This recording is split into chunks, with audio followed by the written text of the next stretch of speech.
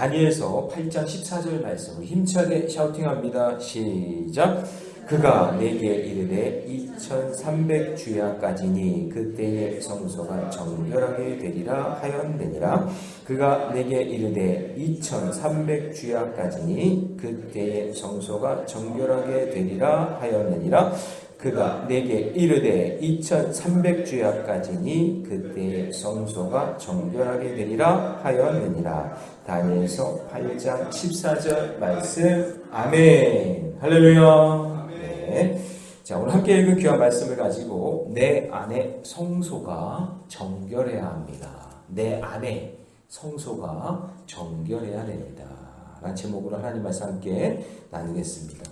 자, 다니엘서가 이제 여기서부터 이제 막 어려워져요. 왜냐면 막 뿔 나오잖아요, 뿔. 갑자기. 그죠? 그다음에 순양이 나오고, 염소가 나오고, 막 이러니까, 이게 도대체 뭔가, 갑자기 뭐 양을 키우란 얘기인가, 소를 키우란 얘기인가, 염소 키우란 얘기인가, 이런 생각이 든단 말이죠.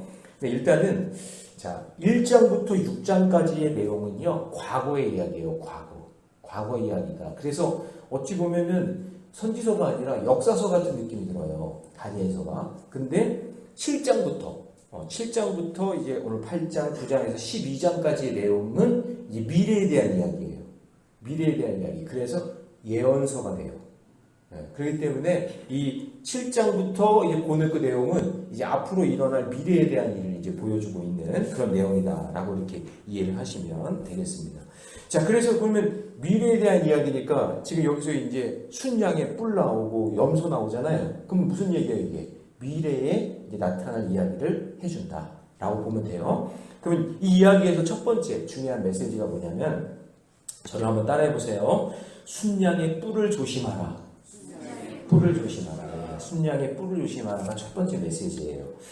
자, 아직 지금 바벨론, 느부갓네살 왕이 막 왕성했던 그 바벨론이 아직 망한 게 아니에요. 그 지금 벨사살이라는 사람이 등장하잖아요. 1절에 보니까 나 다니엘에게 처음에 나타난 환상 후 벨사살 왕 제3년 이렇게 되어 있으니까. 그러니까 제가 주일에 그랬죠. 벨사살은 느부갓네살의 외손자예요, 외손자. 그러니까 아직 바벨론이 있는 그런 상황 속에 있는 이야기예요. 그런데 환상을 보여줬대요. 누구에게? 다니엘에게. 이제 누구의 꿈을 해석해 주는 게 아니라 다니엘은 이제 직접 자기가 꿈을 꿔요. 그러면서 앞으로 미래에 있을 이야기를 하는 건데, 근데 특이한 게요. 6장까지는 아람어로 이렇게 번역이 되어 있다가 7장까지. 근데 8장부터는 히브리 말로 성경이 되어 있어요. 우리는 지금 다 한국말로 되어 있지만 원문을 보면 그게 무슨 얘기냐면 이제 요 미래에 대한 예언은 이스라엘 백성에게 해주겠다 그 얘기예요. 그 지난 시간까지는 역사에 대한 과거 이야기라면 이제부터는 히브리어로 히브리 백성들에게 지금 그 선택받은 백성들에게 해주겠다. 즉 지금 우리에게 해주시긴 말씀이다라고 하면서 언어가 바뀌어버린단 말이에요. 그래서 히브리 민족에게 집중해서 지금 전하고 싶은 메시지. 그러니까 여러분 오늘 이 말씀을 들을 때도 나에게 지금 하시는 말씀이구나 하고 집중하고 들으시면 되는 거죠. 모든 성경의 말씀은 다 마찬가지예요. 자, 그러면서 이제 장소가 하나가 등장해요. 장소. 자, 이런 걸 잘 봐야 되는데 2절 말씀 같이 읽어봅니다. 시작. 내가 환상을 보았는데 내가 그것을 볼 때에 내 몸은 엘람 지방 어디? 수산성. 여기다 밑줄을 쳐놔야 돼요. 수산성. 이 수산성은 바벨론에 있는 게 아니에요. 이게 어디에 있냐면 페르시아, 그 바사, 페르시아의 수도 수산성에 가서 환상을 본 거예요. 그러니까 그래서 모르겠어요. 다니엘이 파견을 받았는지 출장을 갔는지 아니면 여기서 여행을 떠났는지 모르겠지만 지금 바벨론이 아니라 바사, 나중에 이게 페르시아로 바뀌어요. 페르시아라고 하는 그 수산성에서 지금 거기에서 다리오라는 왕도 만났을 거고 2년 후에 죽으니까 거기서 여러분 유명한 고레스 왕도 만났을 거고 하여튼 그 바사라는 그 나라를 보고 있는 거예요. 근데 이 바사라는 나라가 나중에 엄청나게 치고 올라와서 바벨론을 정복할 것이다. 그러니까 지금 여러분 이 환상은요 그냥 막연하게 꾸는 게 아니에요. 다니엘의 꿈은. 다니엘은 지금 바사라는 나라에 가서 바사라는 나라가 얼마나 융성하게 막 그냥 부흥하고 있는지를 보고 난 다음에 결국 저 바사라는 나라가 바벨론, 내가 있는 이 바벨론을 점령하겠구나라는 것을 보고 지금 환상을 이야기하고 있는 거예요. 그러니까 여러분, 근거 없는 꿈이 아니에요.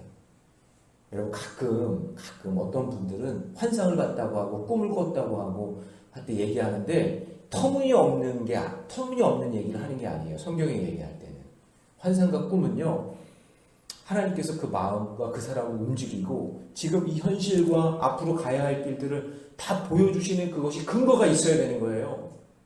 그냥 막 보고 막 꾸며낸 얘기가 아니라. 그러니까 다니엘도 지금 수산성에서 뭔가를 느낀 거예요. 이 바벨론이 이제 큰일 났다. 뭔가가 조짐이 보인다. 바사라는 나라를 보니까 그런 마음이 든 거죠. 자, 그러면서 이제 뿔 이야기가 나오는 거예요. 자, 3절 말씀 같이 있습니다. 시작. 내가 눈을 들어본 즉 강가에 두 뿔 가진 순양이 섰는데 그 두 뿔이 다 길었으며 그 중에 한 뿔은 다른 뿔보다 길었고 그 긴 것은 나중에 난 것이더라. 자, 이게 무엇이냐면 일단 뿔이 두 개인데 작은 뿔은 메대라는 나라고 긴 뿔은 바사, 바벨론, 페르시아를 이야기하는 거예요. 근데 이게 바사가 나중에 긴 뿔이잖아요. 메대를 흡수해요. 차지한단 말이에요. 그리고 더욱더 강력하게 돼서 이제 바벨론을 공격한다. 자, 근데 4절에 보니까 그 끝부분에 보세요. 원하는 대로 행하고 강해졌더라. 이렇게 돼 있죠. 그러니까 이건 뭐냐면 세상의 방법은 뿔이 어떤 힘과 권력과 능력인데 그게 더 긴 게, 더 센 게, 더 잡아먹고 흡수하고 정복하고 한다라는 거예요. 그러니까 이 뿔은 뭐냐? 세상을 상징하는 거예요. 네. 그래서 여러분 잘 보세요. 양을 한번 떠올려보세요. 양이 순해요. 순한 게 반대인 게 뭐예요? 순한 게 반대에 뭐예요? 안 순해. 맞다. 안 순해. 안 순해. 네, 맞습니다. 순한 거에 반대 안 순한 거예요. 안 순한 건데, 근데 양이 순해요, 안 순해요? 네, 순해요. 네. 자, 여러분, 양은 순한 것 같은 느낌이 들지만 양 고집 엄청 세요. 양 고집이 진짜 보통 고집. 여러분 그 이야기 아시죠? 통나무에서 양이 두 마리가 딱 만났는데 서로 양보 안 해가지고 들이받다가 둘 다 떨어지잖아요. 양은요, 특별히 이게 뿔이 있는 양은요, 자기가 그 영역이 있어서 눈이 시력이 안 좋아요.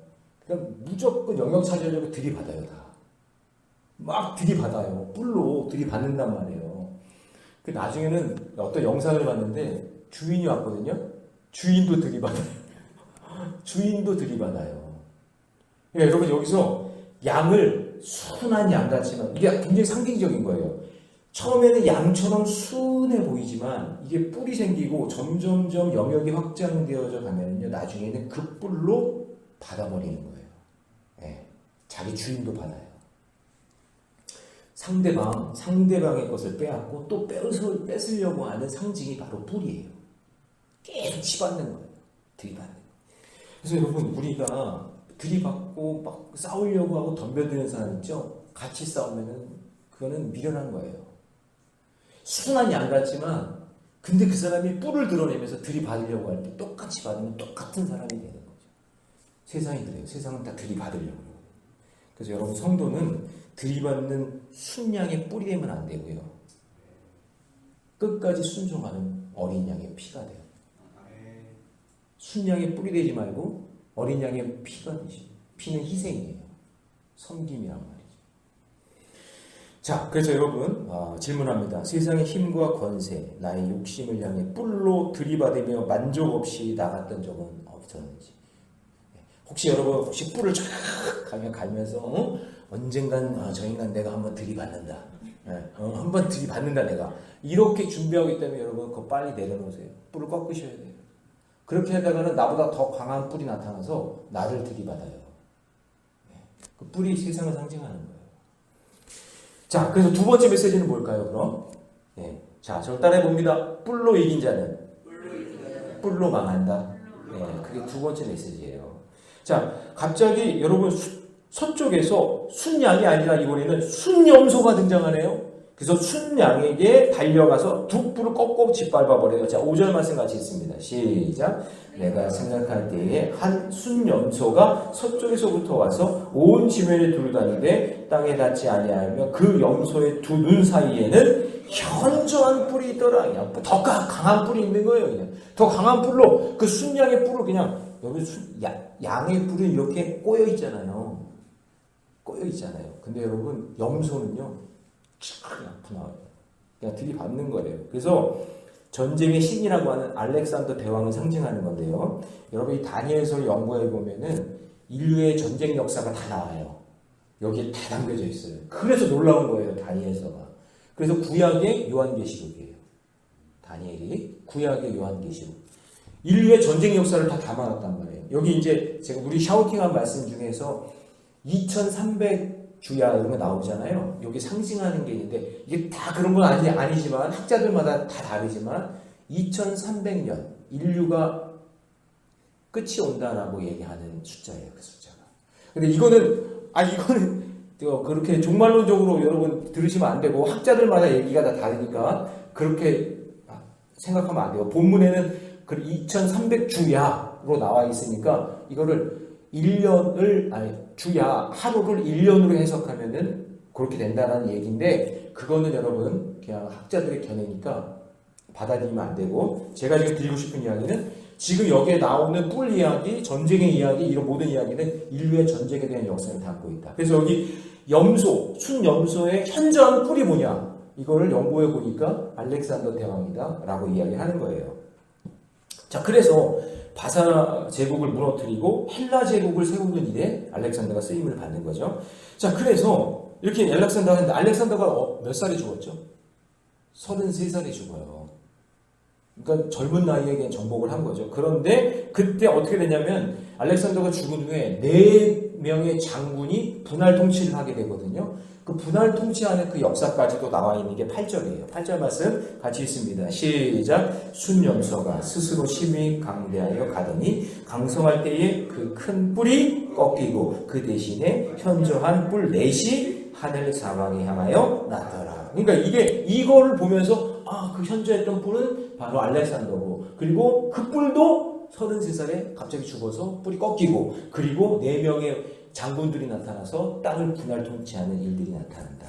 그래서 여러분 자기 힘만 뿔만 믿는 사람은 한순간에 꺾여 소리 없이 사라지는 날이 와요. 여러분 뿔이 중요한 게 아니라 어린 양의 피가 중요한 거예요. 그걸 꼭 기억하셔야 돼요. 여러분 예수님의 제자들도 성령으로 감동받고 그리고 사도 바울도 성령에 매여 살았는데 공통점이 뭐냐면요. 그들이 바라봤던 거는 뭐냐면 뿔이 아니에요. 처음에는 착각했어요. 뿔로 예수님이 정권을 잡으면 뿔로 들이받아서 지금 로마도 이기고 우리가 다 이길 거다. 사도 바울도 자기가 가지고 있는 무기, 율법이라는 무기 그 뿔로 다 들이받으면 치받으면 이길 수 있을 것이다 생각했거든요. 근데 그게 아니에요. 제자들도 그렇고 사도 바울이 나중에 봤던 건 뭐냐면 하나님의 나라예요. 뭘 봤다고요? 하나님의 나라. 그러니까 여러분 이거는 영토의 문제가 아니라 다스림의 문제예요. 여러분이 지금 눈에 보이는 뿔을 키우는 게 아니라 내 마음속에 하나님의 나라, 그 나라가 넓어져야 돼요. 이게 어린 양의 피예요. 예수님의 방법이에요. 팍스 로마나라는 말 들어보셨죠? 힘과 그냥 전쟁으로 땅을 차지하는 게 아니라 예수님은 어떻게 했어요? 힘과 전쟁이 아니라 사랑과 희생으로 하나님의 나라를 넓혀갔단 말이죠. 교회가 할 일이 그거예요. 교회가 여러분이 해야 될 일이 그거예요. 그래서 여러분 하나님 나라가 임했다는 것은 내 삶 속에 어떠한 고난이 찾아와도 주님이 나를 통치하고 다스리는 나라를 만드는 거예요. 그래서 성경책이 있는데 하나님의 통치하심과 다스림이 없으면요, 여러분 이 성경책은요 종이 쪼가리예요, 종이 쪼가리. 그런데 다스림이 있고 하나님 나라를 선포하면 그 성경책은 생명의 책이 되는 거죠. 그래서 막 뿔을 치받으면서 여기는 내 땅이네, 여기는 내 땅이네 치받는 게 아니라 어린 양의 피처럼 말없이 흘러가서 예수님의 사랑으로 영토를 넓히는 거예요. 그게 하나님의 나라예요. 그래서 여러분 질문합니다. 세상의 것을 정복하고 가지려 하다가 하나님의 나라를 한순간에 잃어버리고 빼앗긴 경험 없습니까? 알렉산더 대왕은 그렇게 정복했지만 33살밖에 살지 못하고 결국 뿔이 꺾여버리잖아요. 그런 것들을 보여주는 거죠. 자, 그러면 우리가 어떻게 살아야 되느냐? 세 번째, 우리는 성소를 정결하게 하는 일에 우리는 쓰임받아야 된다라는 거죠. 세 번째예요. 자, 환상 중에 작은 뿔 하나가 스스로 높아져 제사를 없애고 성소를 헐어버린다고 나오는데요. 여기 9절 말씀에서. 근데 이야기는 뭐냐면은 안티오쿠스 에피파네스라는 역사적 인물이 한 명이 나와요. 이게 작은 뿔인데 이 사람이 예루살렘 성전으로 와가지고는 우상을 두고 성경을 읽지 못하게 만들고 할례를 금지하고 부정한 돼지고기를 막 제물로 바치는 그런 온갖 악한 짓을 한단 말이에요. 그런데 그 한 거룩한 이가 나타나서 여기서 말하는 거룩한 이는 예수 그리스도를 이야기하는 메시아를 얘기하죠. 13절 보세요. 13절. 내가 들은즉 한 거룩한 이가 말하더니, 여기서 거룩한 이는 메시아를 이야기합니다. 그런데 자 14절로 갑니다. 다 같이 시작. 그가 내게 이르되 2300주야까지니 그때에 성소가 정결하게 되리라 하였더니. 자, 여러분 저를 보세요. 알렉산더라는 그 현저하게 순 염소에 뿔이 나왔다 그랬죠. 그래서 치봤는데 그것도 꺾이고 난 다음에 4명의 장군이 나타나서 분할 통치를 하는데 그 중에 한 사람 작은 뿔이 그 누구냐면 엔티오쿠스 에피파네스라는 사람이 예루살렘에 들어와서 성전을 파괴하고 우상 숭배하고 예배를 못 드리게 만들고 하는 그런 일들을 했다고 얘기해요. 그런데 그 일도 14절에서 2300주야까지 다 그 얘기해요. 이제 그런 날이 지금 힘들고 어려운 날이 오지만 곧 올 거지만 그거를 참고 견디다 보면 어떻게 된다? 그때에 성소가 어떻게 해요? 정결하게 되리라. 회복되는 날이 올 것이다. 자, 그러면 여러분 지금도 이 세상은 뿔로 치받는 세상이잖아요. 계속 치받고 어떻게 하면 더 힘을 얻으려고 하고 막 서로 싸우는 이 시점에 살아가잖아요. 막 제가 광화문에 갔더니 그 스피커가 뿔 같아. 막 서로 그냥 막 싸우는 그 막 뿔 같은 그런 모습들. 근데 그 시끄러운 그 상황 속에 우리가 있지만 우리가 해야 될 건 뭐냐면 성소예요, 성소. 하나님의 나라. 예배, 하나님께 집중하고 그리고 우리는 뿔이 아니라 어린 양의 피가 되어서 세상을 향해 섬기고 사람을 향해 나아가야 돼. 그 일을 위해 저와 여러분을 부르신 줄로 믿습니다. 그날이 어느 날인지 모르겠지만 우리는 성소를 향해 정결함을 위해 나가는 저와 여러분 되시기를 주님의 이름으로 축원합니다. 기도하겠습니다. 사랑의 하나님, 주님의 은혜 감사합니다. 다니엘서가 이제 예언서로서의 역할을 지금 감당하고 있습니다. 다니엘이 보았던 환상, 어떤 숫자들, 그리고 환상들, 그리고 뿔들 이런 것들을 보면서 그것의 의미를 잘 해석할 수 있는 우리 새벽의 용사들이 되게 하여 주옵소서. 주님, 우리는 뿔을 조심하기 원합니다. 겉으로는 양 같고 염소 같아서 힘도 없고 나약한 것 같지만 어느 날 갑자기 자기 뿔을 자랑하면서 치받으려고 하고 공격하는 자들에 앞서 우리가 어떻게 기도하며 살아가야 될지 알게 하여 주시고 순양의 뿔이 아니라 어린 양의 피가 있어야 된다는 사실을 꼭 기억하게 하여 주시고 뿔로 이긴 자는 뿔로 망한다는 사실 역사적으로 증명하고 있사오니 하나님, 우리가 뿔을 키우는 것이 아니라 어린 양의 피가 되어 하나님의 나라를 넓혀가는 그런 새벽의 용사들 되기를 원합니다. 주님, 성소에 집중하게 하시고 예배에 집중하게 하여 주시고 말씀 묵상과 기도생활 게을리하지 않게 하여 주옵소서. 이 모든 말씀 우리 주 예수님의 이름으로 기도하옵나이다. 아멘.